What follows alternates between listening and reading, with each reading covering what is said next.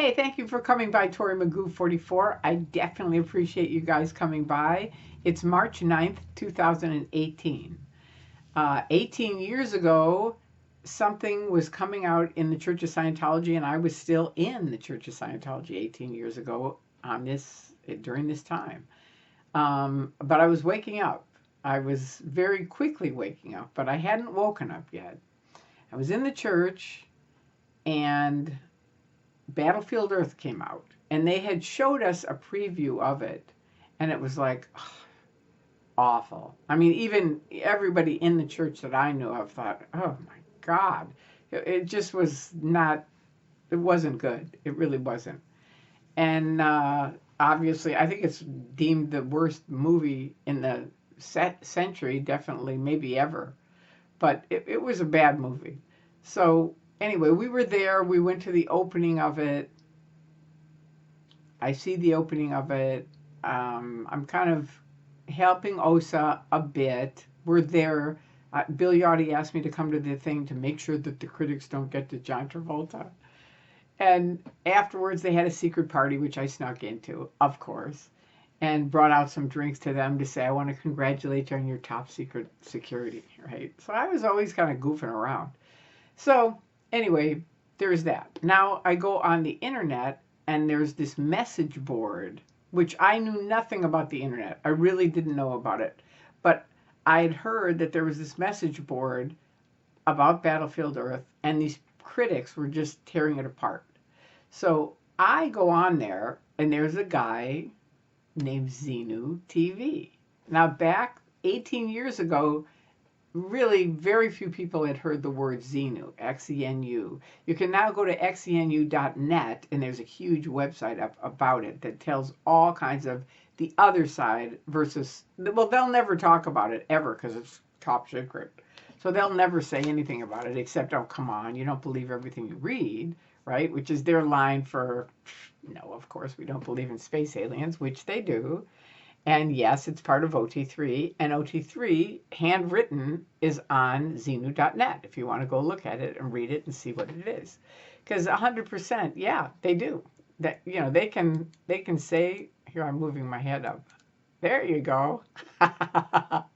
See, there's different things you can do with the camera. Sorry, it's the way I am. I like to goof around with things. Okay, so 18 years ago, I go on the net and I see this, Xenu TV. And Xenu, I was on OT7 before then. I had quit doing OT7 in 97, but I knew the security of it, and it was like, you cannot let the word Xenu get out. You cannot. And we were sort of responsible for it because we were up at that level, right? Anybody that was from OT3 on up was responsible to make sure that that word did not get out. So, okay, now I'm like, yeah, this guy's name is, his nickname on the internet was Xenu TV. And I'm like, ah! So I start calling him the fat TV guy, right? Because I'd already met him in person. It was Mark Bunker, and he was chubby.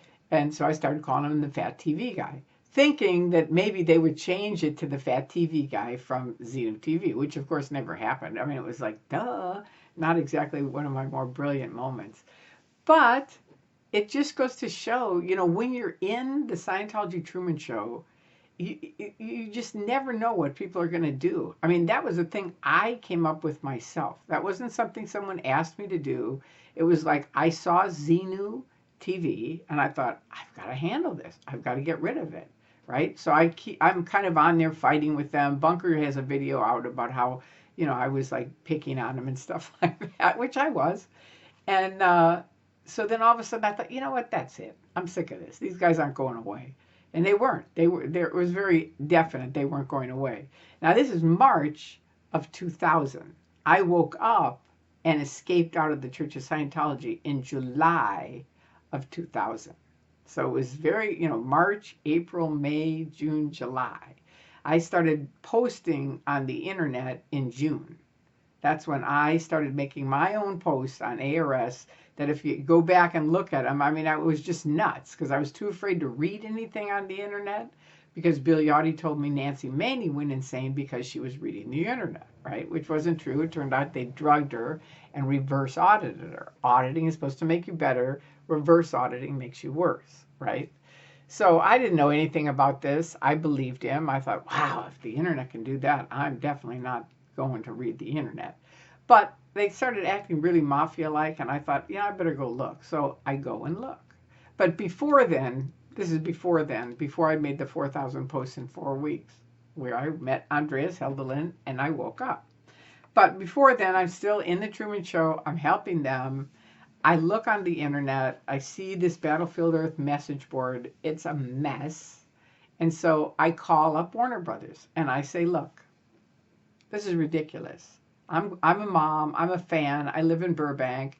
And you've got all this Scientology crap on your website. What's the deal? It has nothing to do with Battlefield Earth. Why are you letting this go on? I'm really offended by it. And I want someone to call me and let me know what they're going to do about it, right? This is just me, Tori, at my house, right? So he goes, okay, I'll get it to the right person. And I think, all right, we'll see. I wasn't really planning on anything happening. And the next day, I get a call from New York. This is so-and-so from Time Warner, New York. And we got your message, and we agree, and we are shutting down the Battlefield Earth message board, right? Now, kind of a big deal for me because it's like, really? I made one complaint and they're shutting down the website. Now, I have no idea behind the scenes if Scientology had their attorneys, scaring them or whatever, because they do all kinds of weird things like that. But anyway, point being, it's shut down. Now, why is that important to me? Because I miss the critics. Believe it or not, and you have to know this, if you're a critic, and the critics were people that were never in, that were out picketing and exposing the Church of Scientology's abuses. And there were some ex-Scientologists too, but I hadn't really run into too many ex-Scientologists. They were mostly critics that they would send me out to handle, Mark Bunker being one of them, right? These people.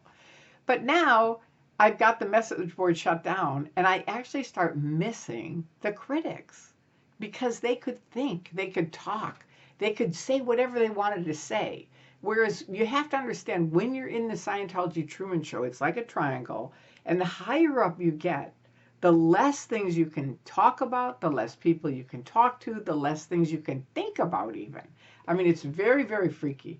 And so I was sort of like missing, I really got to dig these critics because they could say whatever they wanted to say. I mean, they didn't have anyone running them. They were doing whatever they wanted to do. And that's how I was when I got in Scientology. So it sort of started jiggering my old, who I really was, right? Because Scientology, you get in it and it just starts molding you. And you don't really realize it because it's a very slow train of mind control. But all of a sudden, seeing these people, and that's the reason why I'm making the videos, to let you know, you can make a difference with these people. People think, oh, they're completely shut off. There's nothing you can do. They're never going to change. That's not true. That's not true at all. My friend, Spanky Taylor, said to me, we thought you'd be the last person shutting the door, Tori. We really did. Because I was a real, true believer. I stood through a lot of stuff. And I just kept staying because I felt like someone had to stay for L. Ron Hubbard. And that's why I stayed. Not realizing this whole machine is just a complete con. It's a complete scam. And that's it, from top to bottom. So that's when I finally woke up and left. But this was a pivotal time, because had I not shut off the message board, I probably wouldn't have gone on to ARS. But once that was gone, and remember, I knew nothing about the internet, so I thought, okay, there's 50 people that were on the message board. There's sort of like there's 50 people in your dining room, there's 100 people in your living room, right? So I was like, all right, I'll probably be able to get ARS shut down, because I was able to get the message board shut down, having no idea how different and dramatically, tiny one is, and internationally huge the other one is. I had no idea. So once I started making my little posts on ARS, people right away started picking on me and saying, screw Magoo, don't talk to him. They all thought I was a guy. They're like, screw Magoo, don't talk to him. And Andreas, honestly, was the first person that was kind to me and helped me. And it shook my world so much, because I had been working with these Office of Special Affairs, secret police, kind of secret from most people in Scientology. They don't know about it. And they're on the internet, working the internet, you know, trying to distract off of any things that they don't want seen. And, you know, they're just creepy. But they always said, don't ever say your name, don't ever say your address, don't ever, you know, everything had to be fake, fake, fake, fake, fake, right? So now Andreas writes to me and says, Magoo, you know, you don't know how to format and nobody can understand what you're saying. And here's how you format. And he taught me how to format. And I was like, oh my God, it worked. It was such a shock that it worked. It was really fantastic. So it really taught me you never know what little thing. I mean, he had no idea. He just thought, okay, I'll teach her how to format. You know, he had no idea how much what he said to me changed my world. I mean, granted, I'd been spending 10 years on OT7 reading self-improvement books. Not things against Scientology, just self-improvement books. But I think those, I've said it before, I think those were stripping off the mind control. As I would read certain things and go, oh, yeah, that's true. And, oh, yeah, that's true. And all of a sudden, Scientology didn't seem like the only way to go. I mean, some of these self-improvement books have fantastic tape in them, you know, information in them. And they're very knowledgeable, and actually many were better than Scientology and way more affordable. So anyway, that's what happened to me in March 18 years ago. So there you go. I wanted to A, show you my new hair because I got it cut, and thank Joe for cutting it. And B, I wanted to say hi to you guys because I miss you guys. Honestly, the only reason why I'm not making videos is because I can't think of anything else that I haven't already said. If you can think of some things, please send me a private message on Facebook. That's number one, the easiest way. Or I guess just in a video like this, post in the video, I really want to know about bringing, you know, and I'll do it. I'm still trying to learn how to interview people. And if anybody knows how to do that split screen thing, I would appreciate it if you would private message me on Facebook or call me. My phone number is up on the internet and we'll talk. Because if I can interview people, that'll be a whole different world of fun. That'll be really neat. And maybe I can interview some of you. So anyway, I love you guys. I thank you for being a part of my world. And I hope you have a wonderful weekend and a safe weekend. And I will talk to you soon. All right. Peace out.